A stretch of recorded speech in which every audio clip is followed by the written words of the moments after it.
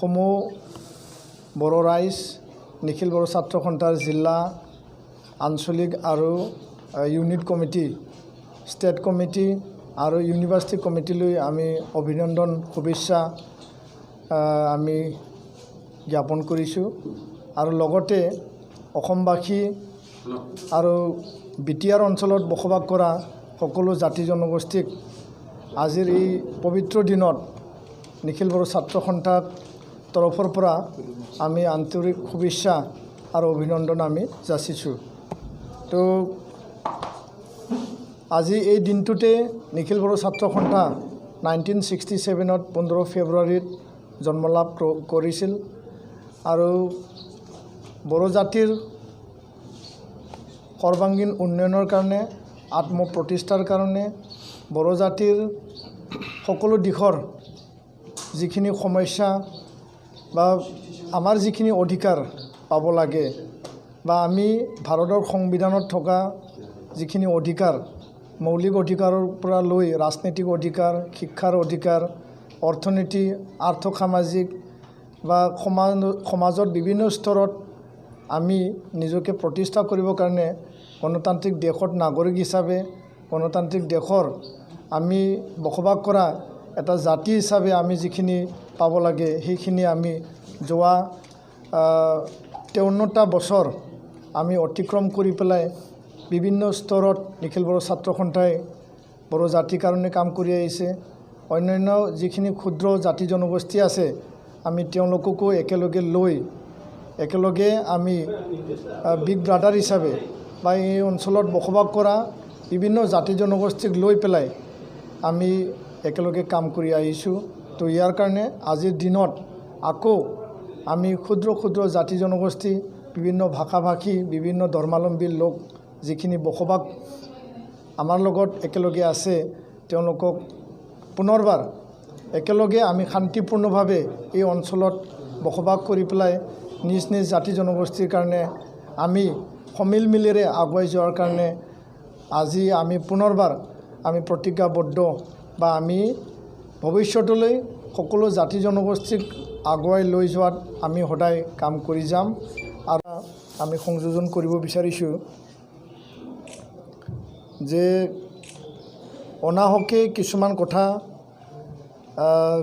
BTC বা BTR বৰ্তমান বহুখিনি কথা ওলায় যে বড়ো অনাবড়োৰ কথাটো সঘনাই আমি পেপাৰে কাগজে বা বিভিন্ন নেতা বা সংগঠনৰ পৰা আমি শুনা পাওঁ বা তেওঁলোকে কাকবা দোষাৰোপ কৰি পেলাই ক'ব বিচাৰে যে BTC অঞ্চলত শান্তি মানে ইয়াত আহা নাই বা BTC অঞ্চলত মানে হিংসাৰ পৰিৱেশ আছে।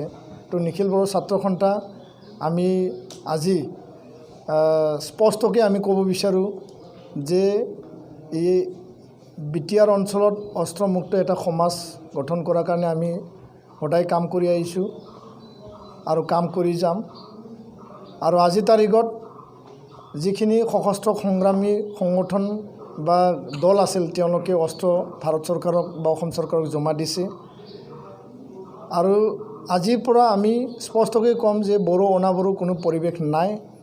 এইটো এটা ৰাজনীতিক কথা আছিল।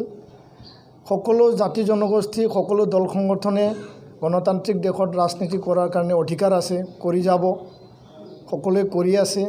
কিন্তু এটা জাতিক টাৰ্গেট কৰি পেলাই কোনো বড়ো অনাবড়ো কথা যাহাতে কোনেও উল্লেখ নকৰে। নিখিল বড়ো ছাত্ৰ সন্থা সদায় আমি সন্মান জনাই আহিছোঁ।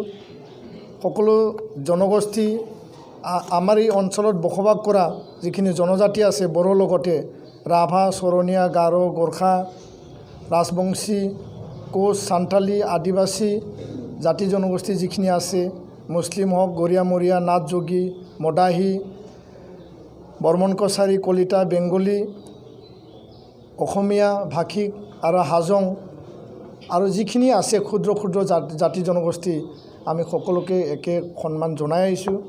আৰু যাৰ কাৰণে এই চুক্তিত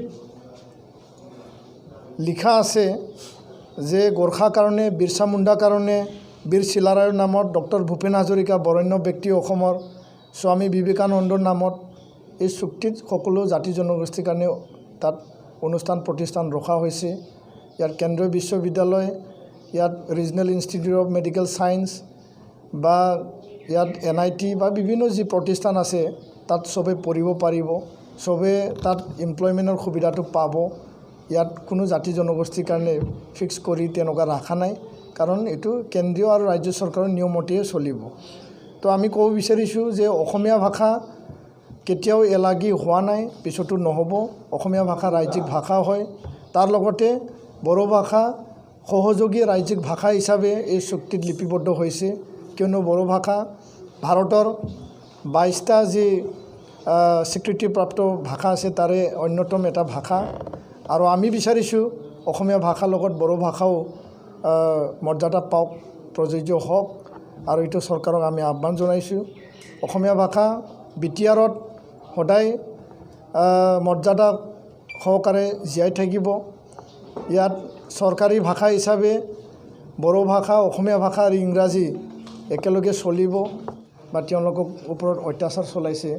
এই যি ট্ৰাফিকিং আৰু এট্ৰচিটিছ, এইটো আমি কেনেকৈ বন্ধ কৰিব পাৰোঁ, ইয়াৰ কাৰণে আমি কাম কৰি আছোঁ আৰু এইটো আমি অধিক ৰূপত আমি কাম কৰি যাম। তো মূলতে নিখিল বড়ো ছাত্ৰ সন্থাৰ আজিৰ দিনত আমি যি আমাৰ স্পেচিয়েল কনভেনশ্যন হ'ল, তাত আকৌ আমি কিছুমান যি প্ৰস্তাৱ লৈছোঁ, আজি আমি এইটো আকৌ পুনৰবাৰ আমি উত্থাপন কৰিব বিচাৰিছোঁ যে কেন্দ্ৰীয় ৰাজ্য চৰকাৰক আমি চুক্তি যি সম্পাদন হ'ল BTR চুক্তি, ইয়াৰ কাৰণে আমি ধন্যবাদ যাচিছোঁ পুনৰবাৰ। লগতে সেই চুক্তিত যিখিনি লিপিবদ্ধ আছে, সেই চুক্তিত যিখিনি দফা ইয়াত উল্লেখ কৰা আছে, সকলো চুক্তিৰ দফাবিলাক আখৰে আখৰে লেটাৰ এণ্ড স্পিৰিট যাতে ভাৰত চৰকাৰ, অসম চৰকাৰে অতি শীঘ্ৰে ইমপ্লিমেণ্ট কৰাৰ কাৰণে তেওঁলোকে যত্ন লয় বা তেওঁলোকে কাম কৰে। ইয়াৰ কাৰণে নিখিল বড়ো ছাত্ৰ সন্থা আজিৰ দিনটোত আমি ভাৰত আৰু অসম চৰকাৰক আমি চুক্তি স্বাক্ষৰকাৰী দল বা সংগঠন হিচাপে বা সংগঠনৰ হৈ বা নিখিল বড়ো ছাত্ৰ সন্থাৰ হৈ আমি আহ্বান জনাইছোঁ। আৰু লগতে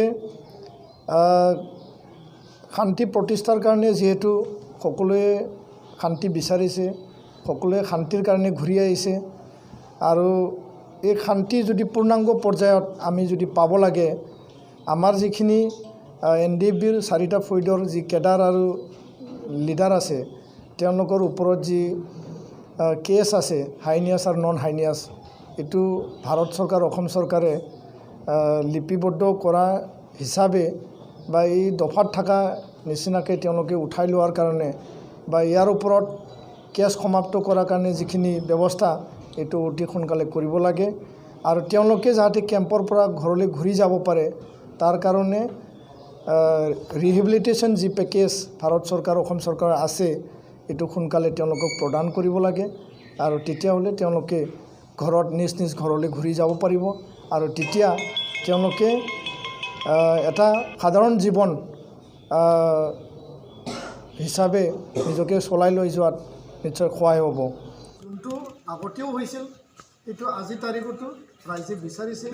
আৰু নিখিল বড়ো ছাত্ৰ সন্থা আহি থকা দিনত NDFB 4টা ফৈদ আৰু নিখিল বড়ো ছাত্ৰ সন্থা আমি একেলগে কথা পাতি পিছৰ যি কৰ্মসূচী, কাৰ্যসূচী বা আমাৰ যি কাৰ্যপন্থা, এইটো আমি নিশ্চয় আপোনালোকক জনাম।